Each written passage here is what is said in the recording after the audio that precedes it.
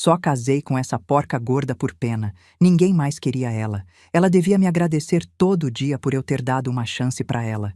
Essas palavras saíram da boca do meu genro durante um almoço de Dia das Mães. A família dele inteira riu. Minha filha Beatriz abaixou a cabeça e começou a chorar em silêncio.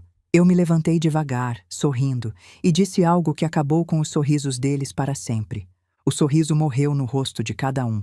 Meu genro ficou branco como papel. Me chamo Carmen Souza. Tenho 60 anos. Sou dona da Souza em Filhos Esquadrias, uma fábrica de portas e janelas de alumínio aqui em Joinville, Santa Catarina. Começamos eu e meu marido há 32 anos, trabalhando numa garagem alugada. Quando ele morreu, eu tinha 42 anos e 3 filhos para criar sozinha. O Rodrigo, o mais velho, hoje trabalha comigo na fábrica. O Pedro, do meio, é advogado. E a Beatriz, minha caçula, tinha só 8 anos quando ficou órfã de pai. Todo mundo disse que eu ia falir, que mulher não entendia de negócio, que eu devia vender tudo e arrumar um emprego de verdade. Eu não vendi. Trabalhei até não aguentar mais. E quando achava que não aguentava, trabalhava mais um pouco.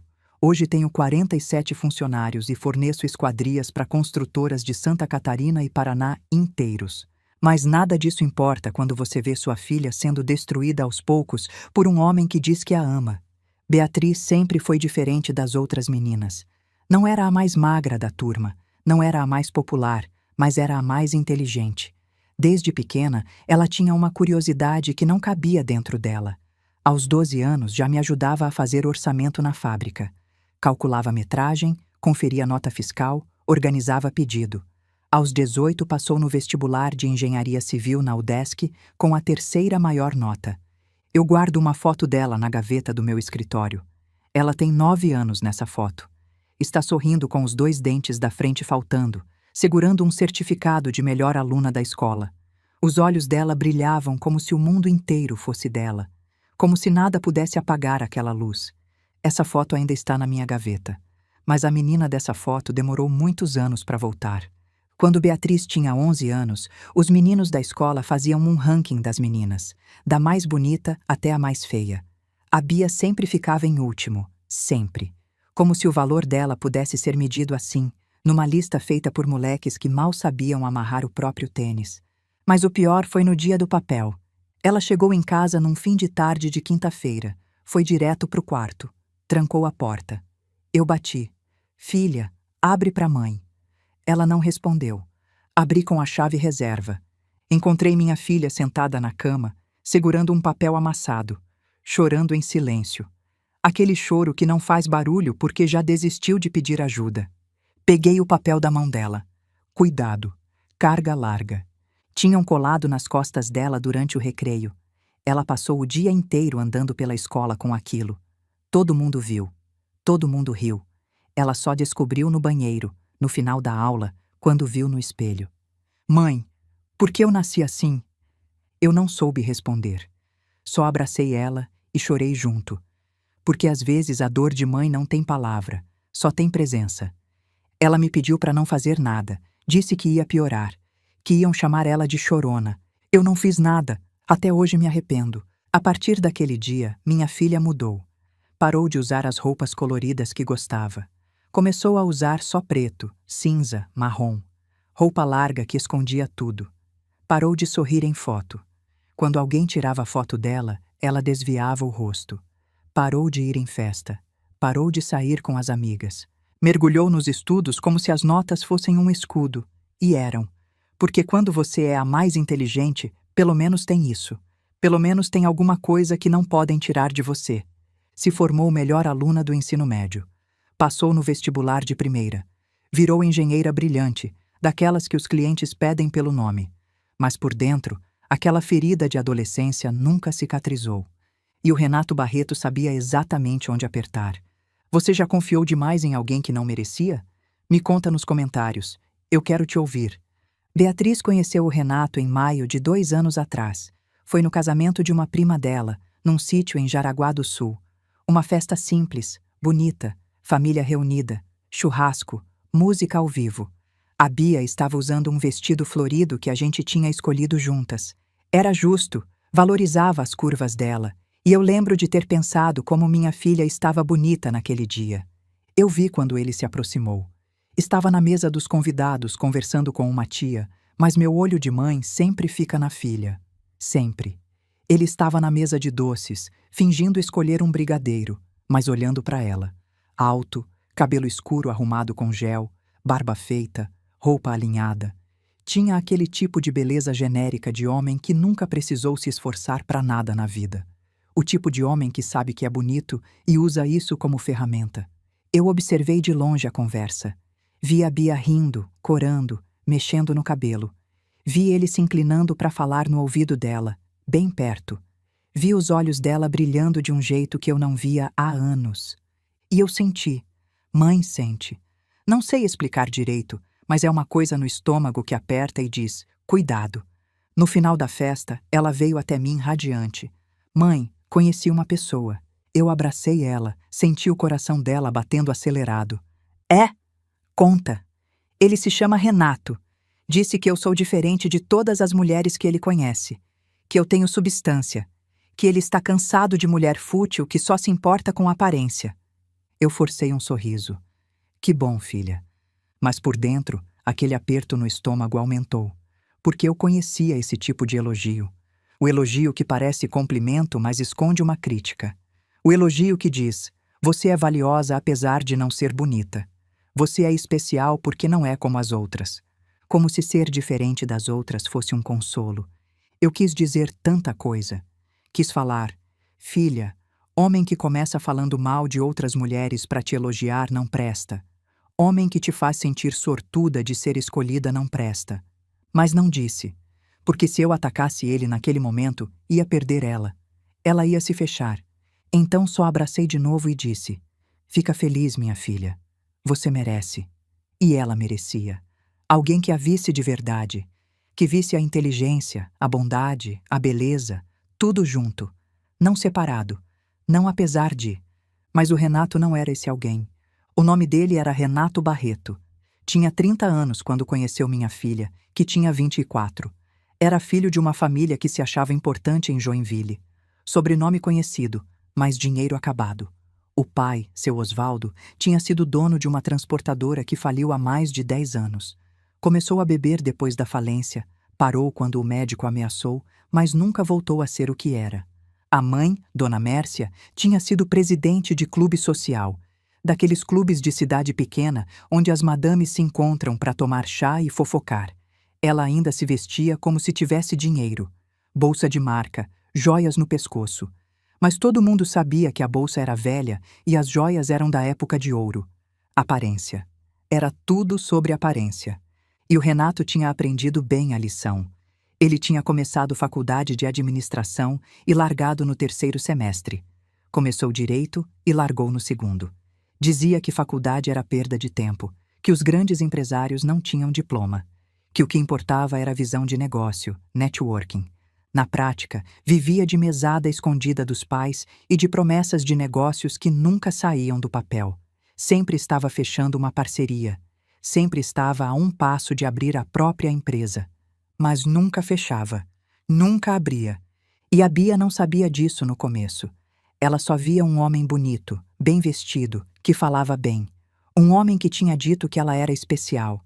E depois de tantos anos se sentindo invisível, ser vista era tudo que ela queria, mesmo que fosse por olhos errados. Os primeiros meses de namoro foram uma montanha-russa. Renato demorava horas para responder mensagem, às vezes dias. A Bia ficava ansiosa, olhando o celular de 5 em 5 minutos. Inventava desculpas para ele. Deve estar ocupado com os negócios, deve estar em reunião. Quando ele finalmente respondia, ela ficava radiante, como se tivesse ganhado um prêmio. Eu via isso e me mordia por dentro, porque eu conhecia esse jogo. O jogo de dar migalha para a pessoa ficar sempre com fome. Um sábado ele cancelou um jantar em cima da hora. Era aniversário de namoro de 1 mês. A Bia tinha comprado roupa nova, tinha ido no salão, tinha feito as unhas. Estava pronta desde as 6 da tarde. Às 7h30, ele mandou mensagem dizendo que tinha surgido um jantar com investidores. Não pediu desculpa. Só disse, a gente se fala depois. Ela chorou a noite inteira. Eu ouvi do meu quarto. No domingo de manhã, apareceu na minha casa. Olhos inchados. Mãe, eu não sei o que eu faço de errado. Eu segurei a mão dela. Filha, você não faz nada de errado, mas eu devo fazer. Ele é tão ocupado. E eu fico cobrando atenção como uma criança. Você não está cobrando atenção. Você está pedindo respeito. É diferente. Ela balançou a cabeça. Você não entende, mãe. Ele vem de família importante. Tem padrões altos. Eu preciso me esforçar mais. Eu quis gritar. Mas quando a gente está apaixonado, a gente é surdo. Então só disse: toma cuidado, filha. Um mês depois, Renato veio jantar na minha casa. Disse que queria conhecer a família direito. Chegou com vinho barato e sorriso de vendedor. Apertou minha mão com força demais, daquele jeito que homem inseguro faz para parecer confiante. Durante o jantar, falou mais que todo mundo junto. Projetos, parcerias, negócios que ia abrir, importação e exportação, consultoria empresarial, tudo vago, tudo no futuro. Meu filho Rodrigo, que é o mais velho e trabalha comigo na fábrica, perguntou: e onde você trabalha atualmente? Renato desviou o olhar. Estou em transição. Saí do último emprego porque não estava alinhado com meus objetivos. Agora estou avaliando oportunidades. Rodrigo me olhou de canto. Eu olhei de volta. A gente não precisava falar. A gente já sabia. Mas a Bia não viu. Ela só via o homem que tinha escolhido ela. No final do jantar, Renato fez um discurso. Dona Carmen, sua filha é incrível. Tem tanta mulher fútil por aí, só preocupada com aparência. A Bia tem cérebro, tem profundidade. Para mim, isso vale mais que qualquer coisa. A Bia sorriu. O elogio que sempre quis. Mas eu entendi a mensagem real. Você não é bonita, mas pelo menos é inteligente. Naquela noite, depois que ele foi embora, a Bia perguntou: mãe, o que você achou dele? Eu respirei fundo. Ele fala bem, né? Ele é muito inteligente. Eu forcei um sorriso. Só toma cuidado, filha. Às vezes as pessoas falam uma coisa e fazem outra. Ela franziu a testa. Que isso, mãe? Ele é diferente. Eu não disse mais nada. Nos meses seguintes, a Bia começou a mudar. Devagar, mas mudou. Primeiro foram as roupas. Ela tinha vestidos que gostava. Estampados, coloridos. Parou de usar. Começou a usar só roupa folgada, escura, que escondia tudo. Eu perguntei por quê. Ela disse que estava querendo um estilo mais discreto, mais maduro. Depois foi o cabelo. A Bia tinha cabelo cacheado, lindo, cheio de volume. Um dia ela chegou com o cabelo liso, escorrido. Filha, o que você fez? Ela passou a mão no cabelo. Alisei. Renato disse que cacheado parece bagunçado, que liso é mais elegante. Eu engoli o que queria dizer. Ficou bonito, mas não ficou. Ela parecia outra pessoa, como se estivesse usando fantasia. Depois foram as amigas. A Bia tinha um grupo de amigas da faculdade. Toda sexta se encontravam para jantar, tomar vinho, colocar a fofoca em dia. De repente parou de ir. Perguntei por quê. Aquele grupo é muito fútil, mãe. Só falam de besteira. Renato disse que eu mereço amizades melhores. As amigas eram engenheiras, arquitetas, administradoras. Mas não eram boas o suficiente para o Renato. E aos poucos, minha filha foi se apagando. Foi ficando menor. Foi desaparecendo dentro da própria vida. Eu fiquei observando, contando os dias, esperando o momento certo, porque homem assim sempre escorrega. Eu só precisava esperar. Escreve o nome da sua cidade nos comentários. Eu gosto de saber de onde vocês estão me ouvindo. Em novembro, 6 meses depois de terem começado a namorar, Renato pediu a Bia em noivado.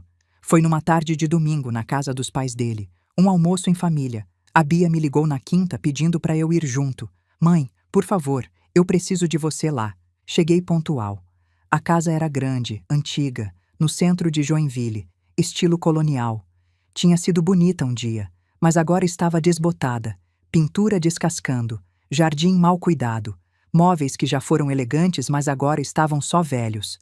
Dona Mércia me recebeu na porta. Que bom que pôde vir, Carmen. Imagino como deve ser difícil tirar um tempo do trabalho. Eu sorri. Não foi difícil. Eu sei delegar. Ela não gostou. Deu aquele sorriso falso e me conduziu para a sala. O almoço foi tenso. Dona Mércia e seu Osvaldo nas pontas da mesa. Renato e Bia de um lado. Eu do outro. sozinha. A conversa girou em torno dos tempos áureos da família Barreto, quando tinham a transportadora, quando tinham dinheiro. Cada frase começava com "na nossa época" ou "quando a gente ainda tinha". Ninguém perguntou nada sobre a fábrica, ninguém perguntou sobre o trabalho da Bia. Era como se a gente não existisse. Na sobremesa, Renato tirou uma caixinha do bolso. Pequena, veludo vermelho. Meu coração apertou. Ele abriu. Era um anel. Simples. Prata, não ouro. Pedra pequena. Dava para ver que não era caro. Beatriz Souza, você quer casar comigo? Ela disse sim, chorando. Abraçou ele. Dona Mércia aplaudiu. Seu Osvaldo levantou a taça. Dona Mércia abraçou a Bia. Sussurrou no ouvido dela, mas eu ouvi. Que bom que Renato encontrou alguém pé no chão. Pé no chão. Tradução. Alguém que não vai exigir muito. Alguém que vai aceitar o pouco. Na volta para casa, a Bia não parava de olhar o anel. Está feliz, filha? Estou, mãe. Finalmente alguém me escolheu. Essa frase me partiu o coração, como se ela fosse um objeto na prateleira esperando ser levado. Você sempre foi escolhida, filha. Por mim, pelos seus irmãos, pelas amigas. Ela sorriu. Mas não é a mesma coisa, mãe. E não era. O amor de mãe parece obrigação. O de homem precisa ser conquistado, merecido. Ela ia passar os próximos 2 anos tentando merecer. O casamento foi marcado para dezembro, 1 mês depois do noivado.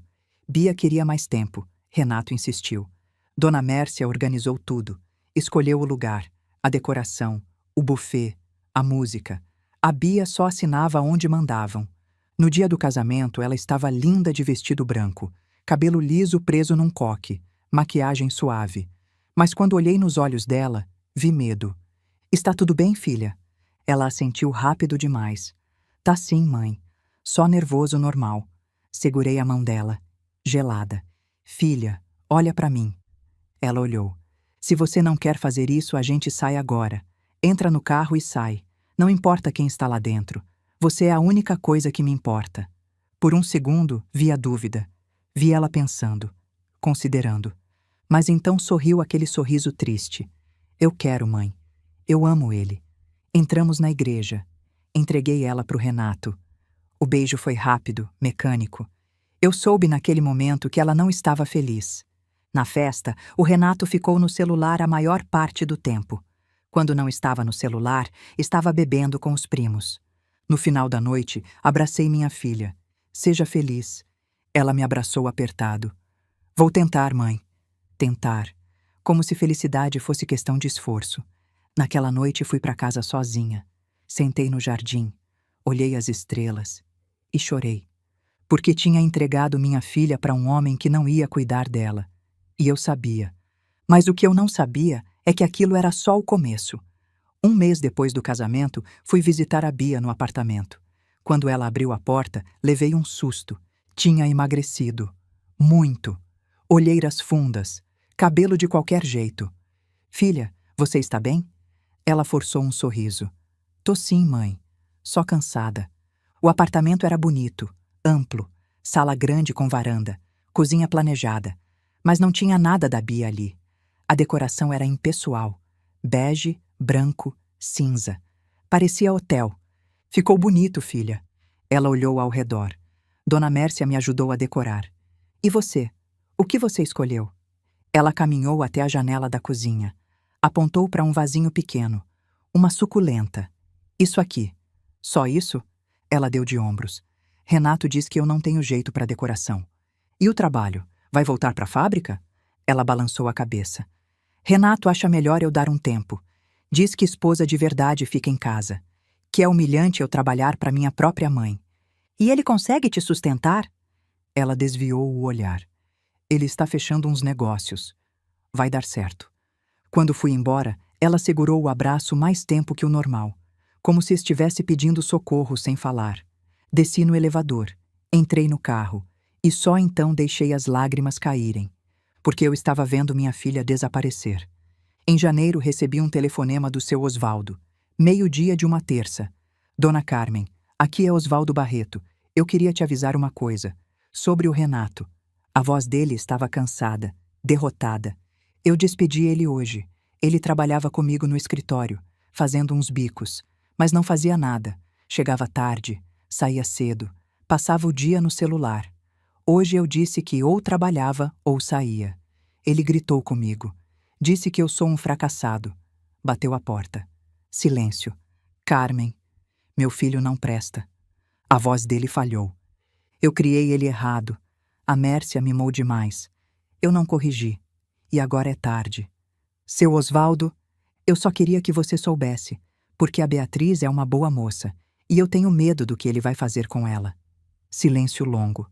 Se um dia você precisar de testemunha, eu testemunho. Desligou. Guardei essa conversa na memória. Ia precisar dela. Uma semana depois, a Bia apareceu na fábrica. Quinta de manhã.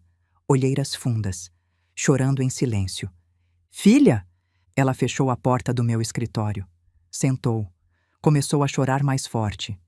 Eu não aguento mais, mãe. Não aguento o quê? Ele. A casa. Tudo. O que ele fez? Ela limpou as lágrimas. Ele não faz nada. Esse é o problema. Acorda meio-dia. TV e videogame o dia todo. Eu limpo, ele suja. Eu cozinho, ele reclama. Quando pergunto sobre trabalho, ele grita. E o dinheiro? Como vocês pagam as contas? Silêncio. Beatriz. Como estão pagando as contas? Ela baixou a cabeça. Eu tenho uma reserva. Herança do pai. Estou usando. Mãe, preciso voltar a trabalhar. Preciso voltar para a fábrica. Claro que você pode voltar. Quando quiser. Mas tem uma coisa. Não conta pro Renato quanto eu ganho. Se ele souber que ganho mais que ele, o ego vai ficar machucado. Filha, o ego dele não paga aluguel. Eu sei. Mas por favor. Ela voltou a trabalhar. Aos poucos, voltou a sorrir. Mas era uma sombra do que tinha sido. Todo dia, 6 da tarde, o Renato vinha buscar ela. Buzinava lá embaixo. Ela pegava a bolsa correndo. Um dia, seu Antônio, nosso mestre de obras, me procurou. Dona Carmen, posso falar uma coisa? É sobre a Bia. Aquele marido dela não trata ela bem. Como assim? Uma vez ela demorou 5 minutos para descer porque estava fechando um e-mail. Ele buzinou sem parar. Gritou com ela na frente de todo mundo. Chamou de irresponsável. Meu sangue ferveu. Naquela noite, abri uma conta poupança no nome da Bia. Todo mês depositava uma grana extra. Dinheiro de emergência. Para quando ela decidisse sair. Guardei todos os comprovantes. Tudo que provava que ela sustentava a casa. Meses depois, ela chegou na fábrica destruída. Ele disse que eu só sirvo para alguma coisa porque trabalho. Que pelo menos agora sou útil. Eu apertei os punhos. Ontem brigamos. Cheguei tarde porque fechei um contrato. Ele disse que prefiro trabalhar do que ficar com ele. E você disse o quê? Que eu trabalho para pagar as contas. Que alguém tem que trabalhar. Pausa. Ele jogou um copo na parede. Do lado da minha cabeça. Eu limpei os cacos sozinha enquanto ele dormia. Meu corpo gelou. Beatriz, isso não é casamento. Isso é prisão. E vou para onde? Todo mundo vai dizer que não fui boa esposa. Todo mundo ou você? Ela não respondeu. Naquela noite peguei a foto dela com 9 anos. Eu vou te tirar de lá, minha filha. Nem que eu tenha que derrubar ele na frente de todo mundo. Eu não sabia que ia ter essa chance em menos de um mês. Você já sentiu que carregava o peso sozinha?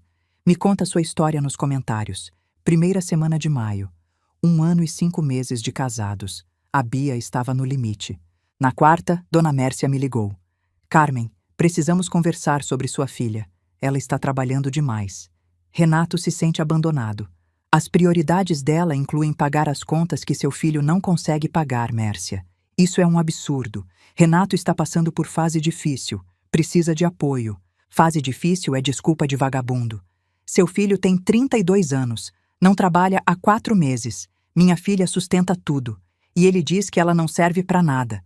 Você não sabe de nada. Eu sei o que minha filha me conta. E sei que seu filho é um parasita. Desliguei. Naquela tarde, a Bia apareceu no meu escritório. Mãe, Dona Mércia está organizando almoço de Dia das Mães. Domingo. Família toda. Você quer ir? Não. Queria passar com você. Mas Renato insiste. Olhei para minha filha quebrada. Eu vou junto. Mãe, não precisa. Precisa sim. Você não vai entrar na cova dos leões sozinha. Na sexta à noite não consegui dormir. 3 da manhã, fui pro escritório. Peguei a foto da Bia com 9 anos. Fiquei olhando. Depois, abri uma pasta no computador. Contra-cheques, comprovantes, e-mails do trabalho, cópia do contrato de aluguel no nome dela, recibos de tudo. Imprimi. Organizei numa pasta. Se ele humilhasse ela de novo, eu ia ter munição. Domingo, Dia das Mães, céu cinza, frio. Vesti blazer escuro, calça social. Se ia ter briga, eu ia estar vestida pra guerra. Coloquei a pasta na bolsa, olhei no espelho. Eu já perdi meu marido. Não vou perder minha filha. Cheguei na casa da dona Mércia ao meio-dia. Casa grande, antiga, portão enferrujado, pintura descascando. A família Barreto completa. Mais de 20 pessoas. Dona Mércia com vestido de festa e pérolas. Seu Osvaldo com terno cinza, olhar distante. E no canto, minha Beatriz, vestido bege sem graça, cabelo preso, olhando pro chão. Renato do outro lado, rindo com os primos, cerveja na mão. Nem olhou quando cheguei. Dona Mércia se aproximou. Carmen, que bom que pôde vir. Sei que é difícil tirar tempo de uma fábrica. Não é difícil quando a gente sabe delegar. O sorriso dela tremeu. Sentei ao lado da Bia. Segurei a mão dela por baixo da mesa. Gelada. Tremendo.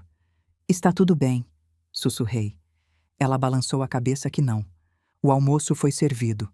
Mesa enorme, toalha branca, porcelana, talheres de prata. Tudo para mostrar classe.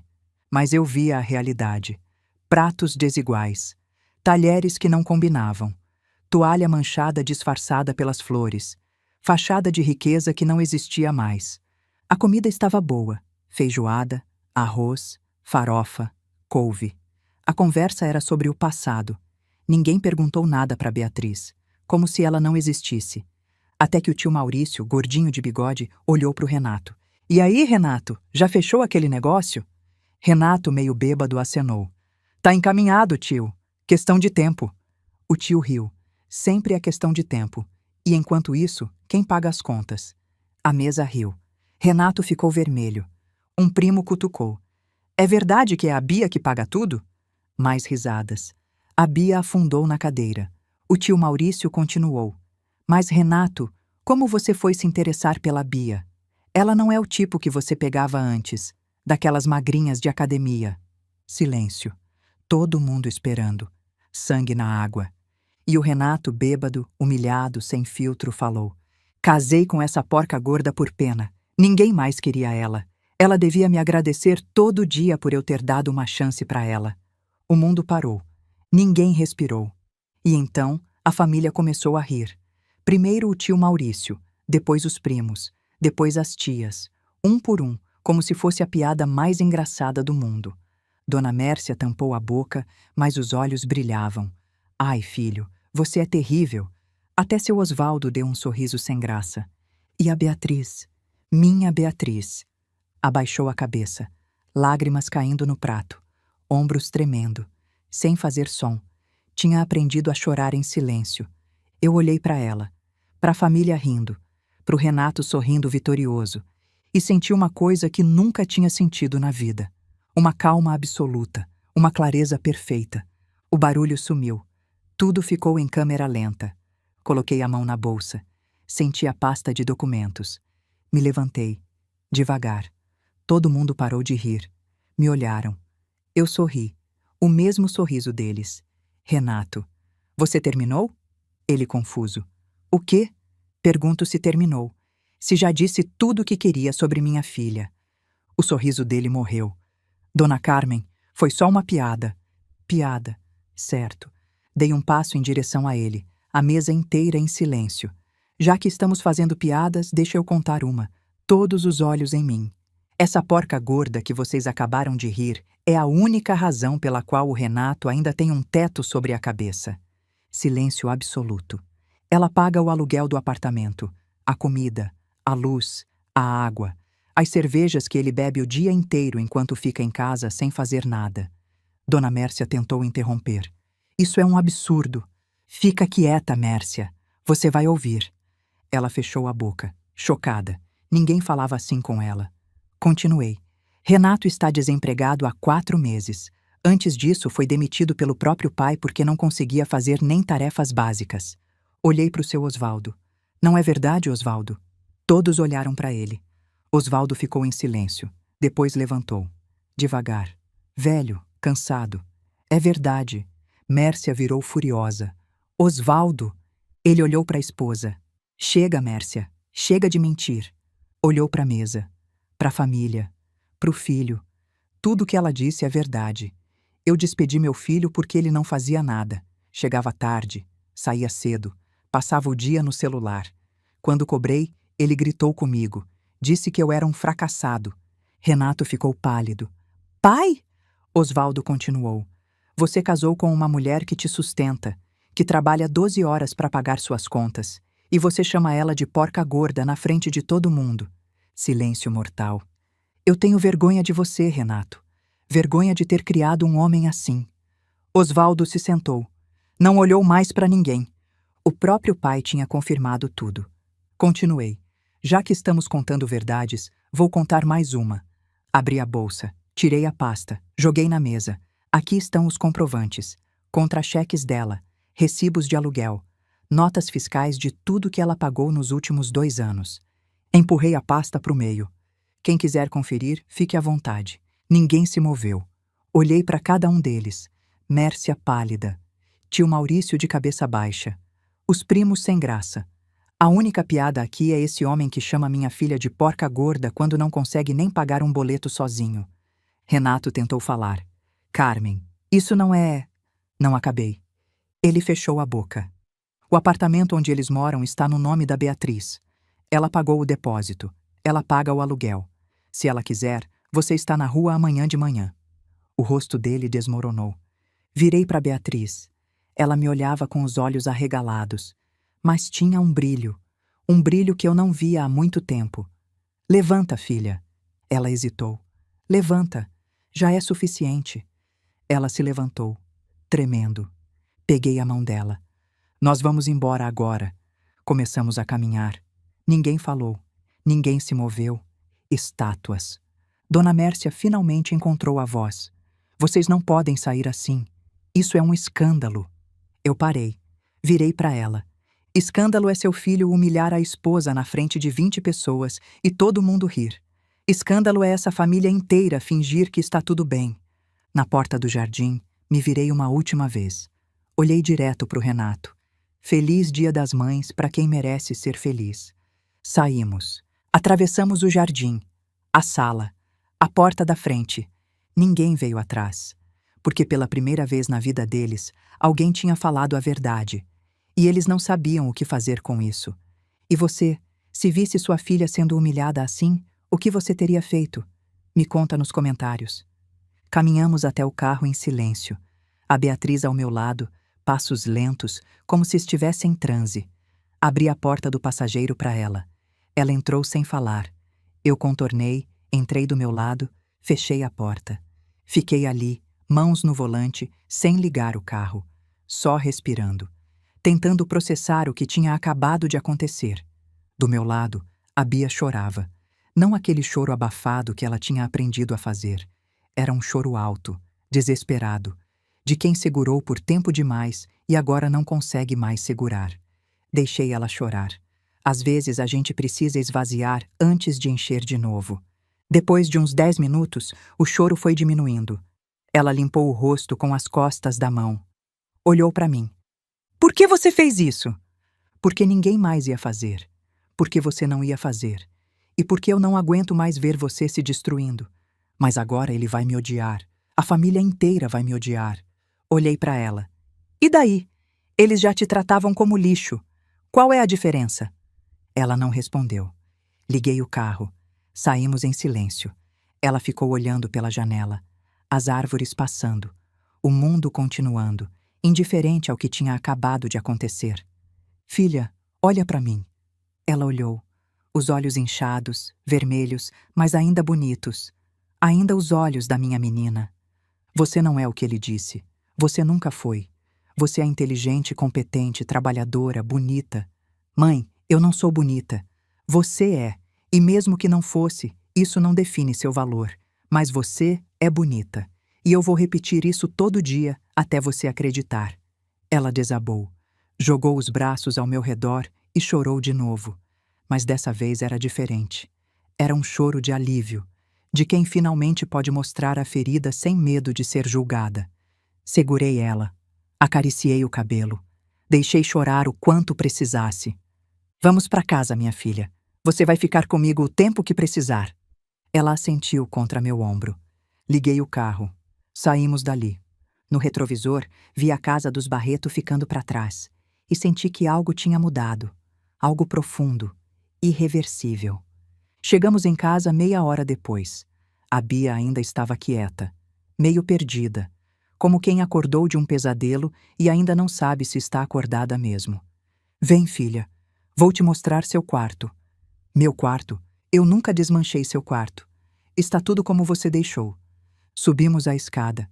Abri a porta do quarto dela. Ela entrou devagar, olhando tudo. A cama com a colcha florida, a estante com os livros de engenharia, os pôsteres de bandas que ela colava na parede quando tinha 16 anos, a mesa de estudos embaixo da janela. Parece que eu nunca saí. Esse quarto sempre foi seu. Sempre vai ser. Ela se sentou na cama, passou a mão na colcha, como se estivesse tocando uma lembrança. Mãe, eu tenho medo. Medo de quê? De que ele tenha razão, de que ninguém mais vai me querer, de que eu vou morrer sozinha. Sentei ao lado dela na cama. Peguei as mãos dela entre as minhas. Escuta o que eu vou te dizer. Você sobreviveu a 2 anos com um homem que te destruía todo dia. Você acordava e enfrentava aquilo. Você trabalhava, pagava as contas, mantinha tudo funcionando enquanto ele te diminuía. Você é mais forte do que imagina. Às vezes eu esquecia disso, porque ele fazia você esquecer. Era parte do jogo dele, te convencer de que você era fraca para você depender dele. Ela deitou na cama, encolheu as pernas. Parecia uma criança. Descansa um pouco. Eu vou estar aqui embaixo se você precisar. Desci pro andar de baixo, sentei no sofá da sala, peguei meu celular. 23 ligações perdidas, 41 mensagens, todas do Renato. Abri as mensagens, uma pior que a outra. Bloqueei o número no meu celular, WhatsApp, telefone, Instagram, tudo. Pelo menos comigo ele não ia mais falar. À noite preparei um jantar leve, sopa e pão. Subi para chamar a Bia. Ela estava acordada, olhando para o teto. Vem jantar. Não tô com fome. Eu sei, mas precisa comer alguma coisa. Ela desceu comigo. Sentamos na cozinha. Ela mexia a sopa com a colher, mas não comia. Só ficava fazendo círculos no prato. O telefone dela, que estava na mesa, começou a tocar. Nome na tela, Renato. Ela olhou para mim assustada. Não atende. Mas... Beatriz, ele não merece sua atenção agora. O telefone parou de tocar. 2 segundos depois, tocou de novo. Peguei o telefone dela. Desliguei. Coloquei no modo avião. Pronto. Por hoje ele não existe. Ela respirou fundo. Obrigada. Comemos em silêncio. Ou melhor, eu comi. Ela fingiu que comia. Depois do jantar, ela subiu para o quarto. Eu fiquei na sala, sabendo que ela não ia dormir, sabendo que essa ia ser uma noite longa. E foi. Às 9, escutei ela chorando no quarto. Às 11, escutei ela andando de um lado para o outro. À meia-noite, ela desceu. Não consigo dormir. Eu sei. Sentei no sofá, dei tapinha do lado. Vem cá. Ela sentou, encostou a cabeça no meu ombro. Quer conversar? Não sei. Não sei o que falar. Não sei o que sinto. Tudo bem não saber. Você passou por muita coisa hoje. Ela ficou em silêncio. Depois perguntou. Mãe, você acha que eu fiz certo? Saindo assim? Você não saiu. Eu te tirei de lá. É diferente. Mas você acha que foi certo? Olhei para ela. Para minha filha que tinha passado 2 anos sendo destruída aos poucos. Eu acho que foi a única coisa certa que aconteceu nesses 2 anos. Ela começou a chorar de novo. Mas se eu tivesse ficado, se eu tivesse tentado mais... Não. Parei ela. Não começa com isso. Você tentou. Tentou demais. Você se apagou, se anulou, se destruiu tentando. E não foi suficiente. Porque nunca seria suficiente. Não para ele. Como você sabe? Porque homem assim não quer parceira, quer plateia, quer alguém que aplauda enquanto ele não faz nada. E quando você parou de aplaudir e começou a cobrar, ele virou contra você. Ela enxugou as lágrimas. Parece tão óbvio quando você fala assim. Sempre parece óbvio de fora. De dentro é um labirinto.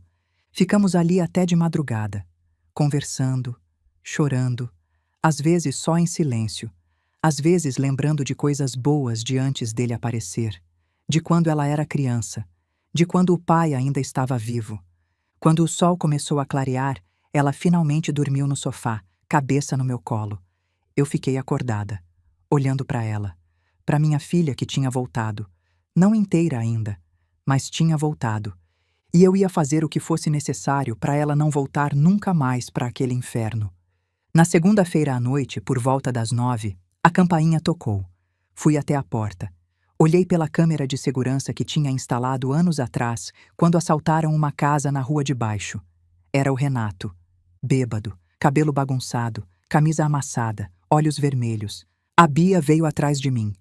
É ele? É. Mas você não vai falar com ele. Abri a porta. Fiquei na entrada, braços cruzados, bloqueando a passagem. Cadê minha esposa? Sua esposa não quer te ver. Ele tentou passar. Eu não deixei. Sou menor que ele, mas tive uma vida inteira trabalhando em fábrica. Não me mexo fácil. Você não tem direito de me impedir de ver ela. Tenho sim. Essa é minha casa. E ela não quer te ver. Ele ficou vermelho.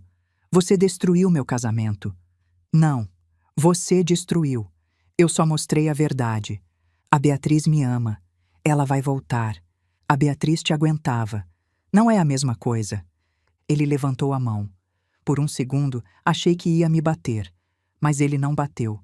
Só ficou ali, mão no ar, tremendo de raiva e frustração. Pode baixar a mão. E sai da minha propriedade antes que eu chame a polícia. Vocês vão se arrepender. Eu vou processar vocês. Eu vou... Vai o quê? Contratar advogado com qual dinheiro? Você não consegue nem pagar seu almoço. O olho dele encheu de lágrima. De raiva, não de tristeza. Isso não acaba aqui. Para mim já acabou. Fechei a porta na cara dele. Encostei na porta por dentro, respirando fundo, mãos tremendo. A Bia estava no meio da sala, parada, pálida. Ele foi embora? Foi. Ela se sentou no sofá, cobriu o rosto com as mãos. Sentei ao lado dela. Ele não vai te machucar. Eu prometo. Ela assentiu. Mas eu vi o medo nos olhos dela. O medo que mulher que viveu com homem violento conhece. O medo que fica mesmo depois. Naquela noite, ela dormiu com a porta trancada. E eu dormi pouco, ouvindo qualquer barulho da rua. Na quinta-feira, meu filho Rodrigo veio em casa. Bateu na porta meio-dia. Mãe, cadê a Bia?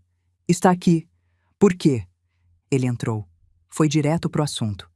Mãe, o Renato apareceu na fábrica hoje. Meu sangue gelou. Apareceu como? Perguntando por ela, dizendo que precisava falar com ela. O seu Antônio mandou ele embora, mas ele ficou do lado de fora durante 1 hora, esperando. A Bia desceu da escada nesse momento. Tinha escutado. O rosto dela estava branco. Ele foi embora? Ela perguntou. Rodrigo acenou. Foi. Mas acho que ele vai voltar. Mãe, acho melhor você pedir uma medida protetiva. Olhei para Bia. Ela estava tremendo. Vamos fazer isso. Vamos ao fórum amanhã. Na sexta-feira fomos. Falamos com uma advogada especializada em violência doméstica. Ela ouviu tudo. Fez anotações. Vocês têm provas? Tenho mensagens. Mostrei o celular da Bia com as mensagens dele. As ameaças veladas. As cobranças. O histórico de ligações obsessivas. E tem mais. Tirei a pasta de documentos da bolsa, comprovantes de que ela sustentava tudo. E testemunhas.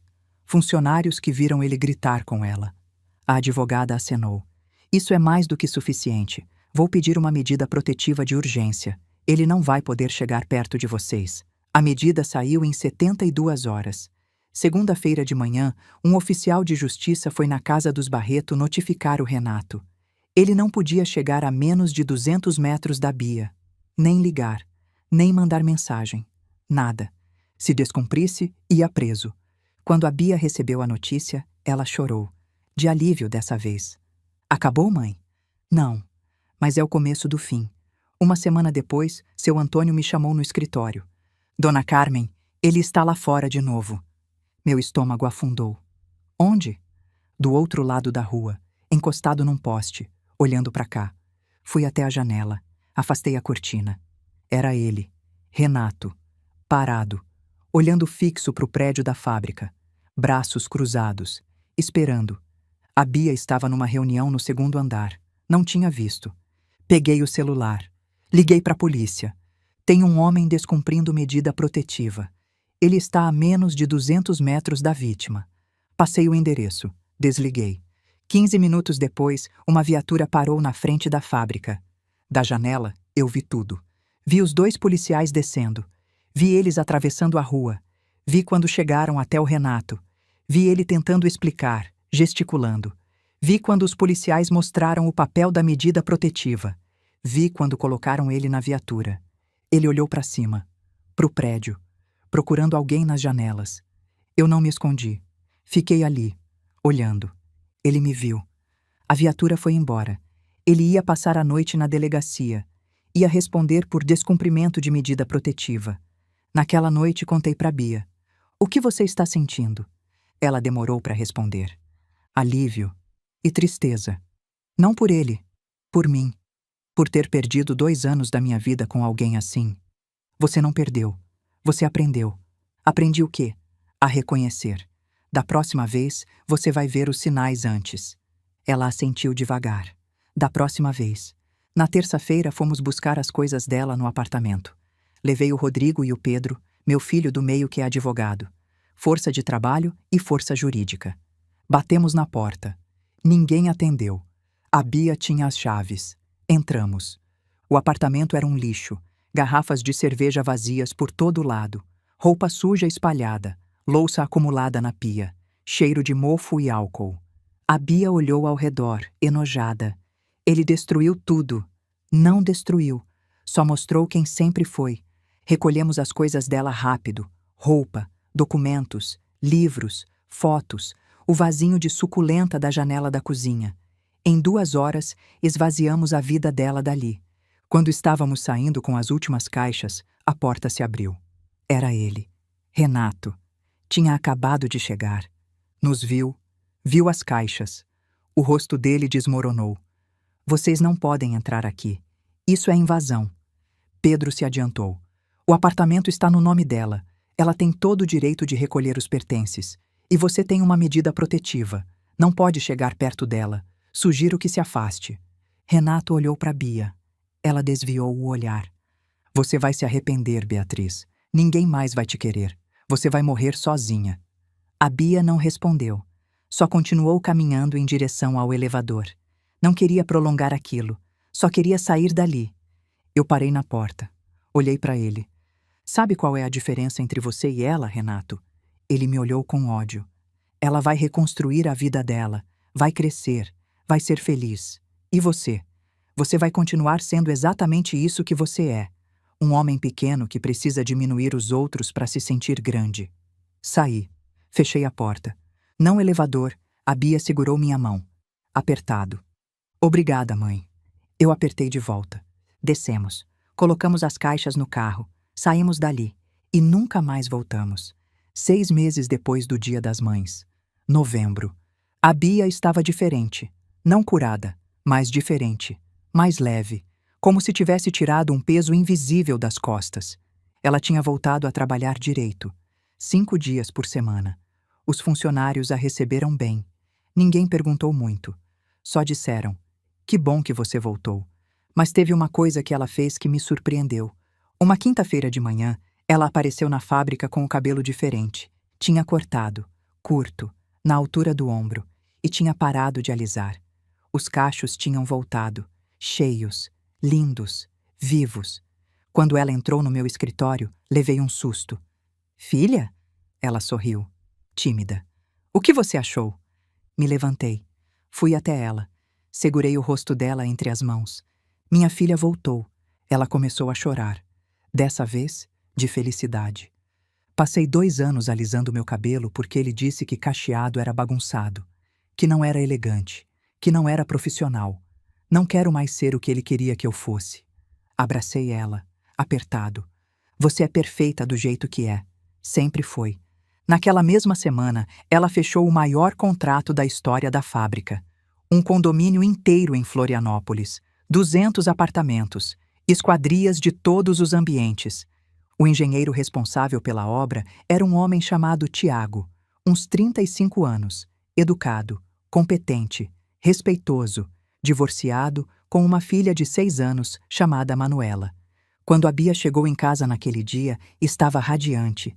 Mãe, fechei o contrato, abracei ela, sabia que você conseguiria. E sabe o que foi o melhor? O quê? O Tiago, o engenheiro. Ele me tratou com respeito, perguntou minha opinião sobre os projetos, valorizou minhas sugestões, não fez nenhuma cantada, não foi invasivo, só profissional, respeitoso. Ela parecia surpresa com isso. E eu percebi o quanto ela tinha se acostumado a ser desrespeitada, o quanto ela tinha normalizado o absurdo. Então é assim que um homem adulto age, ela disse, meio rindo, meio chorando. É assim que você sempre mereceu ser tratada. Ela ficou em silêncio, pensando. Ele é divorciado, mãe. Tem uma filha pequena, a Manuela. Ele deixou claro que ela é prioridade, que qualquer pessoa que entrar na vida dele vai ter que entender isso. Isso te incomoda? Não. Na verdade, eu admiro. Um homem que assume responsabilidade, que cuida, que não foge. O oposto do Renato em tudo. Nos meses seguintes, eles foram se aproximando. Primeiro eram só reuniões de trabalho, depois um café para discutir o projeto, depois um almoço, depois jantares que não tinham mais nada a ver com esquadrias. Quando ela me contou que estavam namorando, eu não me surpreendi. Só perguntei, você está feliz? Ela sorriu. Estou, mãe. Pela primeira vez em muito tempo. 8 meses depois do Dia das Mães, a Bia se mudou. Alugou um apartamento pequeno, perto da fábrica. Precisava do espaço dela. Precisava provar para si mesma que conseguia viver sozinha. Eu entendi. Apoiei. Ajudei na mudança. Mas toda semana ela aparecia para jantar. E toda semana eu via ela mais forte, mais inteira, mais ela. 1 ano depois do Dia das Mães. Maio. A Bia tinha vindo passar o fim de semana comigo. Fazia isso de vez em quando. Dizia que sentia falta de acordar na casa onde cresceu. 3 da manhã. Acordei com um barulho. Desci as escadas devagar. A luz da sala estava acesa. A Bia estava sentada no sofá, celular na mão, olhando para a tela. Cheguei perto. Ela não me viu. Olhei para o celular dela. Estava no contato do Renato. Dedo em cima do botão de ligar. Lágrimas escorrendo pelo rosto. Não disse nada. Só sentei do lado dela, em silêncio. Ela olhou para mim, assustada, envergonhada. Mãe, eu não falei nada. Só fiquei ali. Ela olhou de volta para o celular, depois para mim. Às vezes eu penso, e se eu tivesse tentado mais? Eu continuei em silêncio, deixando ela falar. Às vezes eu acordo no meio da noite e penso que talvez a culpa fosse minha, que se eu tivesse sido melhor, mais bonita, mais paciente, mais alguma coisa. Você ia ligar para ele? Ela olhou para o celular, depois fechou a tela. Não, eu só precisava sentir que eu tinha a escolha, e escolher não ligar. Ela colocou o celular na mesa de centro, longe. A cabeça às vezes trai a gente, mãe. Eu sei que ele era horrível, eu sei que eu fiz certo em sair, mas de madrugada a cabeça esquece, e eu sinto falta do que podia ter sido, não do que era. Isso é normal, filha, faz parte da cura. Vai passar? Vai. Não completamente, mas vai ficando mais raro, mais fraco, até virar só uma lembrança que não dói mais. Ela encostou a cabeça no meu ombro. Ficamos em silêncio até o sol nascer. Ela não ligou para ele naquela noite, nem em nenhuma outra. 1 ano e 4 meses depois do Dia das Mães. Setembro. A Bia estava no shopping com a Manuela, a filha do Tiago. Tinha levado ela para comprar um presente de aniversário. As duas tinham ficado próximas nos últimos meses. A menina chamava a Bia de Tia Bia e grudava nela toda vez que se viam. Estavam na praça de alimentação, comendo sorvete, quando a Bia viu. Do outro lado da praça, na fila de um fast food, uniforme vermelho, boné na cabeça, crachá no peito. Renato, trabalhando de atendente, anotando pedidos, limpando bandeja. Magro, barba por fazer, olhar cansado. Parecia ter envelhecido 10 anos em um. Ele não a viu. A Bia congelou, mão no ar, colher de sorvete parada no caminho da boca. Tia Bia? Manuela puxou a manga dela. Tia Bia, você tá bem? Ela piscou. Olhou para a menina. Olhou de volta para o Renato. Ele continuava trabalhando, alheio, pequeno, derrotado. Tia Bia, vamos no carrossel? Ela respirou fundo. Olhou para Manuela, para a carinha animada da menina. Vamos, minha linda. Levantou, pegou a mão de Manuela e saiu, sem olhar para trás. Naquela noite ela me contou. Eu vi ele, mãe. Estava trabalhando num fast food no shopping. E o que você sentiu? Ela ficou em silêncio por um momento. Nada. Nada. Nada. Literalmente nada. Ele estava ali, de uniforme, atendendo o cliente, e eu não senti raiva, não senti tristeza, não senti pena, não senti satisfação. Só nada. Como se fosse um estranho, alguém que eu nunca conheci. Eu sorri. Isso se chama cura, filha. Quando você olha para a pessoa que te machucou e não sente mais nada. Ela pensou. É estranho. Passei 2 anos achando que não conseguiria viver sem ele, que ele era tudo que eu tinha. E agora percebo que minha vida só começou de verdade quando eu saí.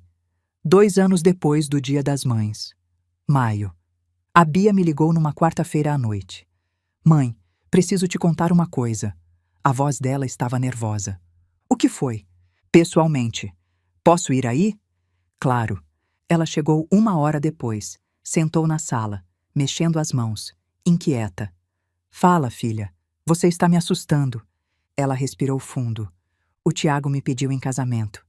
Meu coração parou. O quê? Ela mostrou a mão esquerda. Tinha um anel. Simples, bonito, delicado, mas diferente do outro. Esse brilhava de verdade. Quando foi isso? Semana passada. Mas eu não quis te contar até ter certeza da minha resposta. E qual foi sua resposta? Ela me olhou, os olhos brilhando. Eu disse sim. Levantei. Abracei ela. Apertado. Você tem certeza? Tem certeza absoluta? Ela se afastou. Me olhou nos olhos. Tenho, mãe.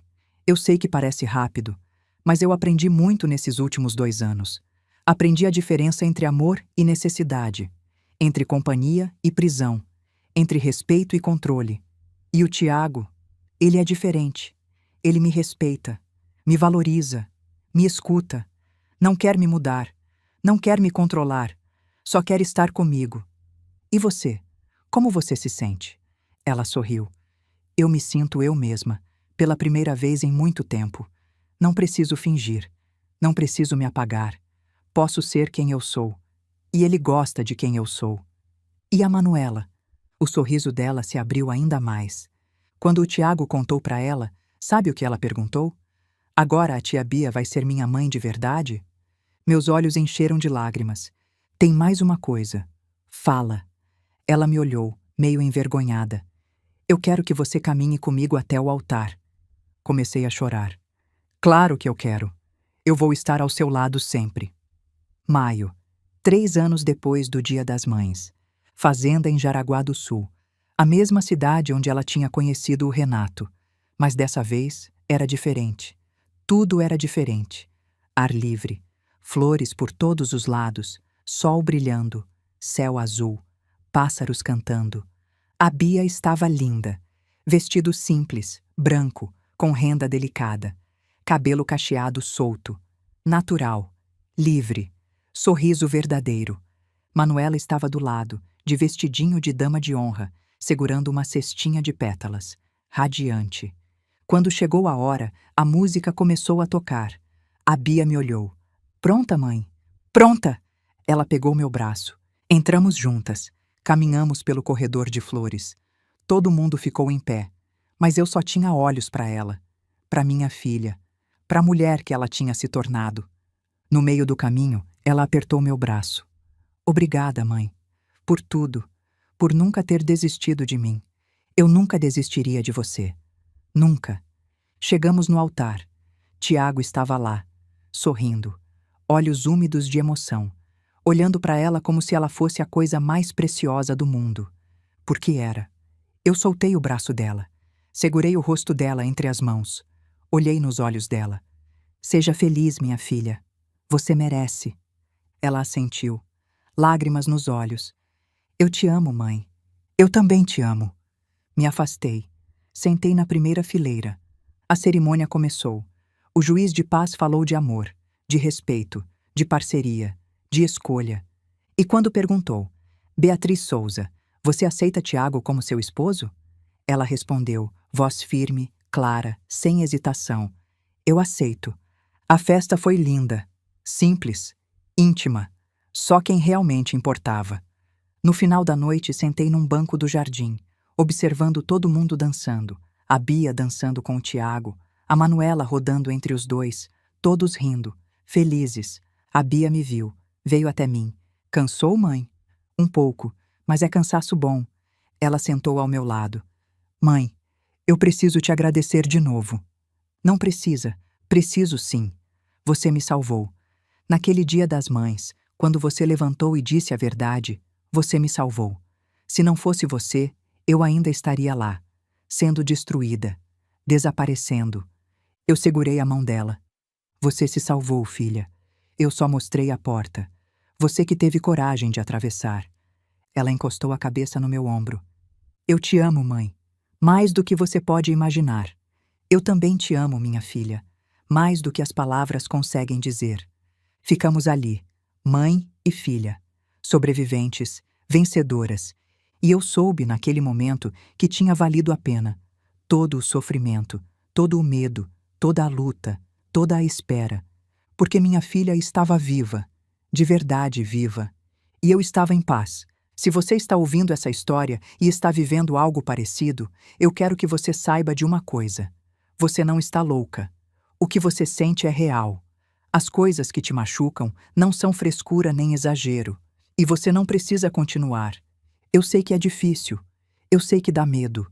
Eu sei que você pensa no que vão dizer, no que vai perder, em como vai ser. Mas do outro lado, existe vida. Existe paz. Existe você de novo. Minha filha quase desapareceu dentro de um casamento que a destruía. Mas ela saiu. E hoje ela está viva, de verdade viva, pela primeira vez em muito tempo. Se você precisa de ajuda, procura. Fala com alguém. Liga para uma amiga, para sua mãe, para um irmão. Liga para o CVV 188, para o 180. Para qualquer pessoa que possa te ouvir. Você merece ser amada de verdade. Você merece respeito. Você merece paz. E nunca, nunca é tarde demais para recuperar sua vida. Que Deus abençoe vocês. Se essa história tocou você, se inscreve no canal e ativa o sininho. Todo dia uma mulher, uma lição de vida.